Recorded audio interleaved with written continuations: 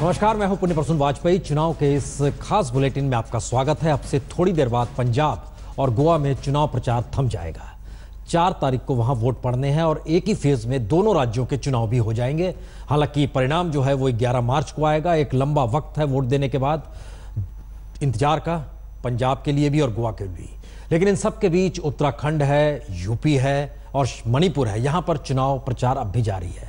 लेकिन प्रचार के आखिरी दिन हम आज जिक्र पंजाब का करेंगे, बातचीत गोवा पर भी करेंगे, क्योंकि दोनों जगहों पर 5 बजे शाम में जब प्रचार थमेगा तो उससे पहले क्या क्या स्थितियां हैं इन जगहों पर, इसको जरा परखने की कोशिश होगी। और पंजाब में कांग्रेस उपाध्यक्ष राहुल गांधी ने पहले संगरूर और फिर सीनियर बादल के क्षेत्र में अकाली और आम आदमी पार्टी को ललकारा। वहीं जूनियर बादल और हरसिमरत कौर ने लंबी के बाद लगातार तीसरी बार सरकार बनाने का दावा भी कर दिया। दिल्ली का सीएम केजरीवाल लगातार पंजाब में हैं और आज देर शाम वो दिल्ली लौटे। उससे पहले आखिरी रैली लुधियाना में कर रहे हैं और लुधियाना में बाकायदा रोड शो के जरिए दमखम भी दिखा रहे हैं। तो हर तरह से सक्रियता के बीच दूसरे राज्यों की भी स्थिति देख लीजिए। एक तरफ पारीकर गोवा में, उन्होंने लगातार जिक्र किया, मैं दिल्ली में रहता हूं तो रक्षा मंत्री हूं, लेकिन जब गोवा में रहता हूं तो फिर गोवा का ही नेता हूं। लेकिन आइए निकलते हैं वहां से और आए जरा पंजाब और गोवा में प्रचार थमने वाला है, लेकिन यूपी में प्रचार पूरे उफान पर है। आज मायावती बुलंदशहर में तो अखिलेश यादव मुजफ्फरनगर में, दोनों ने अपनी अपनी रैलियां की। और ये पहला मौका था जब मुजफ्फरनगर पहुंचकर, कहे तो दंगे के बाद पहला मौका था, जिस तरीके से उन्होंने यहां पर मुस्लिम कार्ड चल दिया।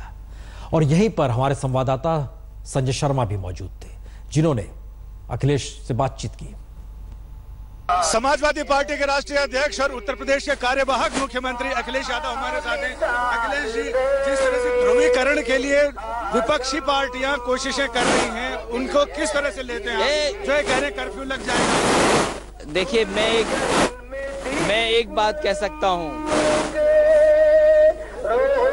मैं एक बात ये कह सकता हूं कि उत्तर प्रदेश की जनता खुशहाली चाहती है। उत्तर प्रदेश की जनता चाहती है विकास हो, खुशहाली के रास्ते पर प्रदेश जाए।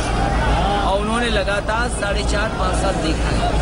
किसान जब संकट में था उस समय मदद किसी ने की, समाजवादियों ने मदद की। चाहे वो गन्ने की कीमत देने की बात हो, आज बिजली ज्यादा मिल रही है तो वो समाजवादी पार्टी का लगातार जो काम किया है, सब स्टेशन बने, रिजर्वेशन सिस्टम नहीं किया है, ट्रांसमिशन लाइन नहीं है, उसका परिणाम ये है। लैपटॉप बांट के दिखा रही है, एम्बुलेंसें चल रही है और इसका 100 नंबर चल रहा है। मैं पूछना चाहता हूँ, ये जो मुद्दे उठा रहे हैं तमाम अलग विकास के अलावा, उन्होंने आखिरकार क्या उत्तर प्रदेश को दिया है, क्या विकास के रास्ते में ले जाने का काम किया है? ये जो सड़कें बन रही, चाहे मुजफ्फरनगर से वाया देवबंद सहारनपुर 4 लेन, वो समाजवादी सरकार दिलवा रही है। इसलिए विकास में कोई मुकाबला समाजवादियों का नहीं कर सकते। जनता जब आकलन करेगी तो काम में समाजवादियों को बेहतर पाएंगे। यही मुजफ्फरनगर, इसमें 24 घंटे बिजली देने का काम। लेकिन विपक्ष ये मुद्दा रख रहा है कि दंगे किसके राज में हुए और ये भी कि ध्रुवीकरण की कोशिशें की जा रही है। मैं समझता हूँ आप बहुत समझदार जागरूक लोग हैं। कम से कम उन लोगों से ये पूछिए कि कराने वाला कौन, कराने वालों का सम्मान हो रहा है, लेकिन जनता नहीं चाहती ऐसी बात। इसलिए सबने मिलकर के मन बनाया हुआ है कि समाजवादियों के पक्ष में मतदान करें। मैं कांग्रेस के साथ ये कह सकता हूँ कि जो कम से कम कांग्रेस के साथ आने से कंफ्यूजन खत्म हो गया। सबने मन बना करके तय कर लिया है कि साइकिल की मदद करें। यही छेद बुढ़ाना समाजवादी जीतने जा रही है। अच्छे वोटों से मुजफ्फरनगर, और मैं कहता हूँ पहले फेज में सबसे आगे कोई पार्टी होगी समाजवादी पार्टी। और जहाँ तक कांग्रेस का सवाल है, कांग्रेस के साथ आने से न केवल प्रदेश बल्कि देश के स्तर पे भी इन समुदाय का।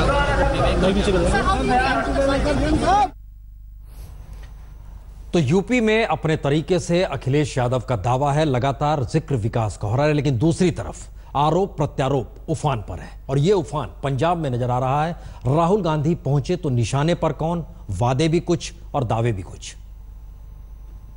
हमारा पहला वायदा 1 महीने के अंदर पंजाब से हम चिट्टे को मिटा के दिखाएंगे। दूसरा वायदा 2 महीने के अंदर 2 महीने के अंदर पंचायत की जो जमीन है जिस पर गरीबों का हक बनता है, कमजोर लोगों का हक बनता है, वो जमीन हम उन लोगों को वापस देने का काम शुरू करेंगे। तीसरा वायदा, 3 महीने में जो सरकारी नौकरी का बैकलॉग है, जो गरीब लोगों का हक है, वो हम उनको वापस देंगे। चौथा वायदा,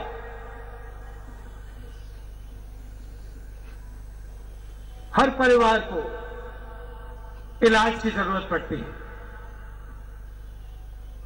4 महीने में हम पंजाब में एक नया कानून लाएंगे। पंजाब के हर व्यक्ति को हम फ्री में इलाज करवा के दिखाएंगे, जिसको भी जरूरत पड़ेगी। और 5वां और आखिरी वायदा, आपके गुरु ने पंजाब को एक साथ आगे बढ़ाने की कोशिश की थी। जब गुरु गोविंद सिंह जी के खालसे में पूजा होती थी तो मिलकर सब लोग पूजा करते थे। जब कोई शहीद होता था, दावे भी हो रहे हैं, वादे भी हो रहे हैं, प्रचार भी चल रहा है और इन सब के बीच अब प्रचार चूंकि शाम 5 बजे थम जाएगा। हमारे साथ तमाम मेहमान भी जुड़ चुके हैं, वहां चले, लेकिन उससे पहले संजय हमारे साथ जुड़ चुके हैं, सफोलॉजिस्ट हैं, लोक नीति से जुड़े हुए हैं। और हमारे और उनके बीच में एक अंतर था जो सर्वे आया, लेकिन उससे इतर आखिरी घंटे के प्रचार में एक लिहाज से संजय जी, कांग्रेस ने भी सब कुछ दावे से लेकर आरोप तक की स्थिति थोप दी। दूसरी तरफ वादों का जिक्र अकालियों ने किया। सड़क पर केजरीवाल नजर आ रहे हैं, लुधियाना की सड़कों पे नजर आ रहे हैं। वोटर के मन में आखिरी घंटे का कोई असर होता है? देखिए, अगर 2 एस्टैब्लिश्ड पार्टियां हैं और वो आखिरी आधे घंटे, आखिरी 1 घंटे में अपने वादे करते हैं तो शायद वोटरों को ज़्यादा असर नहीं पड़ता, क्योंकि उन्हें उस पार्टी को कई सालों से देखा है। लेकिन अगर एक नई पार्टी है, और यही वजह है आम आदमी पार्टी अगर पंजाब में आखिरी वक्त में अगर कोई झुकाव होगा तो आम आदमी पार्टी की तरफ होगा, क्योंकि वो पंजाब में पहली बार चुनाव लड़ रही है। और अगर वो कुछ वादे करते हैं तो लोगों को कुछ लगेगा, कुछ उम्मीद होगी कि हाँ शायद ये पार्टी जो वादे कर रही है वो हो सके। स्टैब्लिश पार्टी के आखिरी 1 घंटे के प्रचार में कोई फर्क नहीं पड़ता। रंजिता रंजन जी, राहुल गांधी चूंकि प्रचार कर ही रहे हैं, पंजाब में 5 बजे तक प्रचार थम जाएगा, लेकिन आज बिल्कुल एक नए रंग में नजर आए आरोप और वादों के साथ, क्योंकि आरोप एक आतंक की दिशा में ले जा रहा है, वादे शायद अतीत के पंजाब को खुशबू के साथ लौटाने का जिक्र हो रहा है। ये इससे पहले नहीं हो रहा था। क्या महत्वपूर्ण था आतंक का जिक्र इस मौके पर करना?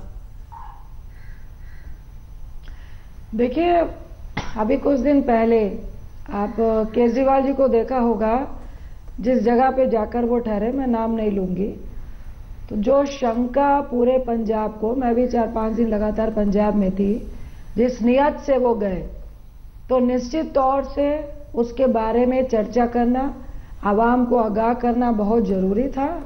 और जो आप वादों की बात कह रहे हैं और बोल रहे हैं कि चंद घंटे पहले हमारे जो वहाँ का घोषणा पत्र है उसमें भी कई बातें हैं, ड्रग्स से लेकर हॉस्पिटल से लेकर, हेल्थ से लेकर, जमीन से लेकर, इवन यूथ के नौकरियों को लेकर, ऐसी कोई नई बात नहीं है। उन्होंने आज उसको पुश दिया और अच्छी तरीके से, सरल तरीके से बताने की कोशिश की। नहीं, कांग्रेस कोई, रंजिता जी, कांग्रेस कोई आज की पार्टी तो है नहीं। पंजाब जब से बना कांग्रेस की मौजूदगी पंजाब में रही है। सवाल सिर्फ इतना आ रहा है कि एक लंबे वक्त तक कांग्रेस राष्ट्रीय राजनीतिक दल के बावजूद पंजाब जैसे राज्य में उसकी सत्ता रही है, बरकरार रही है। तो जब आप अतीत का जिक्र करते हैं तो इस बार 5 राज्यों के चुनाव हो रहे हैं, और अतीत का जिक्र करते हुए आपने यूपी में भी कहा 27 वर्ष पुराना बदहाल, उस दौर का बदहाल, और 27 वर्ष पुराने जो खुशहाली थी, लेकिन गठबंधन हो गया। आपको लगता है वोटरों के जहन में ये बातें रहती हैं कि दूसरे राज्य में आप ऐसा कह रहे हैं, इस राज्य में ये कह रहे हैं, आपको लगता है ऐसा होता है? देखिए, अगर वोटरों के जहन में बहुत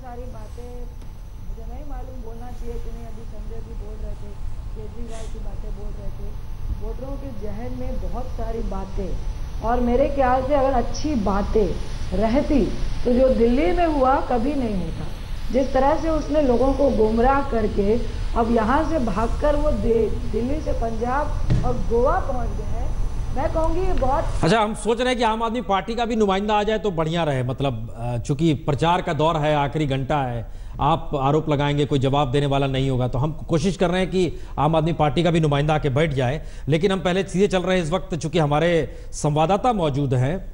सत्येंद्र, क्या स्थिति है वहां पर आखिरी घंटे के प्रचार के मौके पर? हम आपके साथ आ रहे हैं, खासतौर से आप अगर लांबी जलालाबाद के इलाके में आप हैं, वहां पर भी वीवीआईपी कॉन्स्टिट्यूंसी, बहुत कुछ दाव साख पर, क्या देख पा रहे हैं आप आखिरी घंटे में वहां?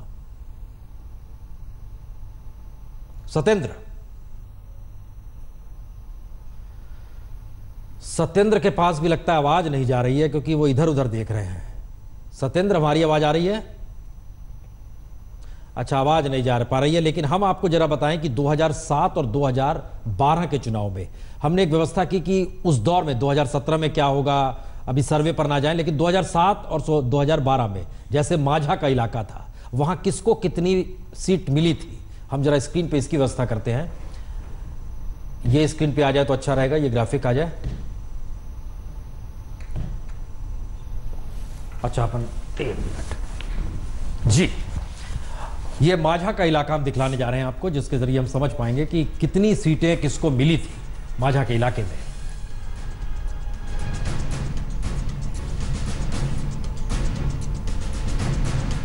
ये एक स्थिति है जिसमें कांग्रेस माझा में 3 सीट जीत पाई थी, लेकिन 2012 में ये 7 पर पहुंची थी। इस बार ये माना जा रहा है कि कांग्रेस का वहां वर्चस्व है।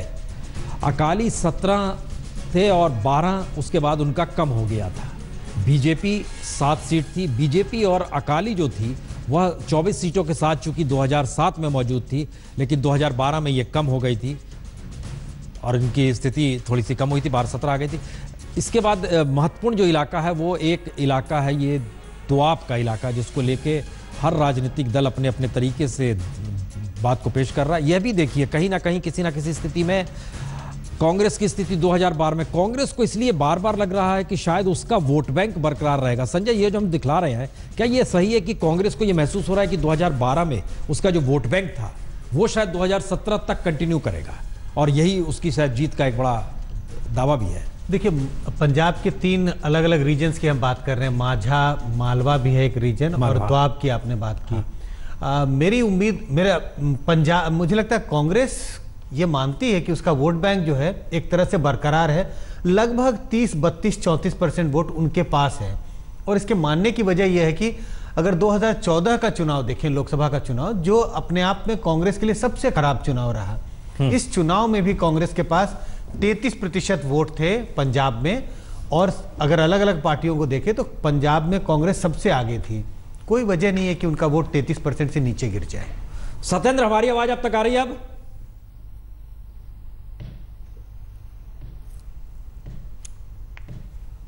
सत्येंद्र हमारे साथ है नहीं, आवाज नहीं आ रही है, और रंजीता के साथ कोई दूसरा कैंडिडेट आ नहीं रहा है। ब्रेक के बाद लौटते हैं, तब तक देखते हैं कोई व्यवस्था हो। संजय, एक सवाल पंजाब के भीतर है, क्या वाकई पंजाब में सबसे बड़ा मुद्दा ड्रग्स का है, या सबसे बड़ा मुद्दा वहां के उस डेवलपमेंट का है जो पीछे चला गया, पंजाब को पीछे ले जा रहा है सोशियो इकोनॉमिक एस्पेक्ट में? नहीं प्रसून, मुझे लगता है बहुत साफ है कि सबसे बड़ा मुद्दा तो विकास का मुद्दा है। लेकिन विकास को अलग अलग लोग अपने नजरिए से असर कौन सी लेकिन जो बज़वर्ड कहते हैं, जो हर जगह आप बात करें तो सबको लगता है ड्रग्स का बहुत बड़ा मुद्दा है, ड्रग्स का मुद्दा है। उस मुद्दे पे लोगों के वोट एक पार्टी या दूसरी पार्टी को जाएंगे। लेकिन विकास का मुद्दा, अल्टीमेटली ड्रग भी एक तरह से, अगर ड्रग के विरोध की बात करें तो वो भी एक तरह का विकास, लोग विकास को अलग अलग नजरिए से उसकी परिभाषा देते हैं। लेकिन कुल मिला के विकास सबसे बड़ा मुद्दा है, लेकिन ड्रग एक बहुत बड़ा मुद्दा है, इतना बड़ा मुद्दा जितना पंजाब में पहले कभी देखने को नहीं मिला। सत्येंद्र, अब हमारी आवाज अब तक आ रही है? जी प्रसून, तो जरा बताएं, चूंकि अब आखिरी घंटा भी नहीं बचा, अब तो तकरीबन 40 मिनट बचे हैं चुनाव प्रचार के। आप जलालाबाद में मौजूद हैं, वीआईपी कॉन्स्टिट्यूंसी है वो, वहां पर वोटरों का मिजाज क्या है? चुनाव प्रचार इस तरीके से पहली बार हो रहा है, चूंकि त्रिकोणीय मुकाबला है, फर्स्ट टाइम है जब से पंजाब बना, या फिर ये माना जाए कि नहीं, शायद एक परंपरा रही है, चुनाव का मौका होता है, प्रचार रहता है तो उसके अपने रंग होते हैं, वही रंग दिखाई दे रहा है, या कुछ अंतर है? सत्येंद्र, देखिए प्रसून, चुनाव के रंगों की बात करें तो ये शायद पहला इतिहास का चुनाव होगा। इस चुनाव में रंग बहुत कम नजर आए हैं, मुद्दे बहुत ज्यादा हावी नजर आए हैं, और खासकर दो पार्टियों में मुकाबला होता था। पहली बार आम आदमी पार्टी के इन चुनाव में कूदने से पूरे जो चुनाव की रूपरेखा, दशा और दिशा बिल्कुल बदली हुई नजर आ रही है। जो बड़े बड़े नेता बड़ी बड़ी रैलियां करते थे वो सड़कों पर खड़े हुए नजर आ रहे हैं। जिस जगह पर मैं मौजूद हूं, यहां पर नवजोत सिंह सिद्धू को आना था, लेकिन समय की कमी के कारण वो यहां पर नहीं आ पाए। चुनाव आयोग की सख्ती का आलम भी अब की बार आप देखिए, अभी 5 बजने में काफी देर है, लेकिन लाउडस्पीकर और जो जनसभा यहां पर चल रही थी उसको खत्म कर दिया गया है, उसको बंद कर दिया गया है। और कुल मिलाकर पूरे पंजाब की बात करें तो प्रसून, ये भी पहली बार देखने में नजर आ रहा है कि शायद आतंकवाद के समय में इतनी ज्यादा पैरामिलिट्री फोर्सेज पंजाब में नहीं लगाई गई होंगी। पहली बार 500 से ज्यादा जो है अर्ध सुरक्षा बलों की कंपनियां लगाई गई हैं। इसके अलावा इस तरह के इंतजाम पहली बार किए गए हैं। एयर एम्बुलेंस की व्यवस्था चुनाव आयोग की तरफ से की गई है। हर डिस्ट्रिक्ट में बड़ी बड़ी कॉन्स्टिट्यूएंसीज हैं, वहां पर एम्बुलेंसों को तैनात किया गया है। पूरे पंजाब को कहीं ना कहीं छावनी में बदल दिया गया है। लग ऐसा भी रहा है, जो अभी आप बात कर रहे थे कि जो तीसरी पार्टी और त्रिकोणीय मुकाबला हो रहा है, तो इसमें शायद चुनाव आयोग को और सुरक्षा एजेंसियों को इस तरह की भी आशंका है कि कहीं ना कहीं मामला गड़बड़ा जा सकता है, हिंसा हो सकती है। लिहाजा किसी भी तरह की कोर कसर फिलहाल पंजाब में नहीं छोड़ी गई है। चारों तरफ मुस्तैदी है। और इस जो अभी मैं आपको बता रहा था कि 5 बजे से पहले ही जनसभाएं बंद हो गई हैं और अब प्रत्याशी अपने दल बल के साथ डोर टू डोर कैंपेन के लिए निकलेंगे। प्रसून। आरपी सिंह जी, हमारी आवाज आ रही है? बिल्कुल आ रही जी। तो जरा बताएं कि आखिरी मौका है, लेकिन अब तो कुछ होता नहीं है, लेकिन अकालियों के साथ आप लोग का लगातार लंबा गठबंधन रहा है। 2017 का मिजाज राजनीतिक तौर पर पंजाब में बदला हुआ नजर आ रहा है, या आपको लगता है नहीं, सब कुछ परंपरागत तरीके से चीजें चल रही है? देखिए, लगभग 50 साल पुराना हमारा गठबंधन है।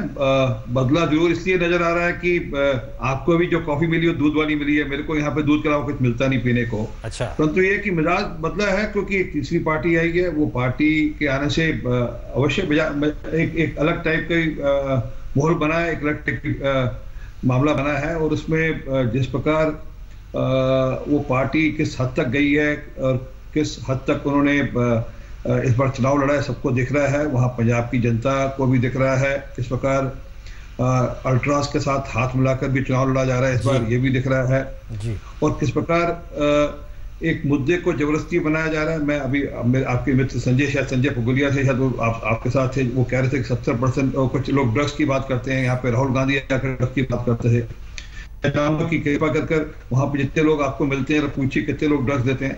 ड्रग एक मीनेंस है, एक ड्रग एक इशू है। तो ऐसा नहीं कि पंजाब पूरा ड्रग में है, ऐसा एक इमेज बना देंगे जैसे पंजाब पूरा ड्रग में है। और एक चीज मैं आज, क्योंकि हम लोग बैठे हैं इसलिए मैं एक चीज और बता दूं आपको, ये ड्रग का इशू कहां से शुरू हुआ, कैसे शुरू हुआ। अगर आपको याद हो, 90 के दशक के अंदर पंजाब के अंदर से हर गांव के अंदर से पूरा युवा को खत्म किया गया। और वो टेररिज्म के बाद का जहाँ उसको उस समय का समय है जब पूरे युवक खत्म किए गए। अरे आप तो मैंने अब हम उस रेफरेंस में नहीं जाएंगे, क्योंकि आखिरी मिनट है चुनाव के दौर का। हम ब्रेक के बाद लौटेंगे आपके पास, क्योंकि अब आप उस स्थिति में आ गए। हम भी नहीं चाह रहे थे कि हम इतिहास के पन्ने आज पलटने शुरू कर दें, लेकिन हम एक कॉमेंट के साथ ब्रेक लेंगे। संजय, हमने देखा कांग्रेस और बीजेपी निशाने पर आम आदमी, क्या आम आदमी पार्टी पंजाब के चुनाव के बीच में आकर खड़ी हो गई है, वही मुद्दा हो गई है? बिल्कुल, आम आदमी पार्टी है जो दोनों पार्टियों को कड़ा मुकाबला दे रही है। इसलिए दोनों पार्टियों का जो स्टैब्लिश पार्टी है, कांग्रेस और बीजेपी, अकाली दल, ये सारा का सारा विरोध आम आदमी पार्टी के खिलाफ है। मेरे ख्याल से पंजाब राजनीतिक प्रयोगशाला के तौर पर किसी के लिए भी अध्ययन का विषय रहेगा, क्योंकि दो राष्ट्रीय राजनीतिक दलों की मौजूदगी के बीच जो टक्कर हो रही है वो वहां की क्षेत्रीय पार्टी नहीं है, बल्कि दिल्ली से निकलकर वहां पहुंची है। हम ब्रेक के बाद इस पर चर्चा करेंगे। ये क्या वाकई आने वाले वक्त में राजनीतिक तौर पर पंजाब कुछ नया संदेश देने वाला है, या पंजाब परंपरागत राजनीति के जरिए कांग्रेस और बीजेपी के बीच अपने हालातों को देख रहा है? ब्रेक के बाद।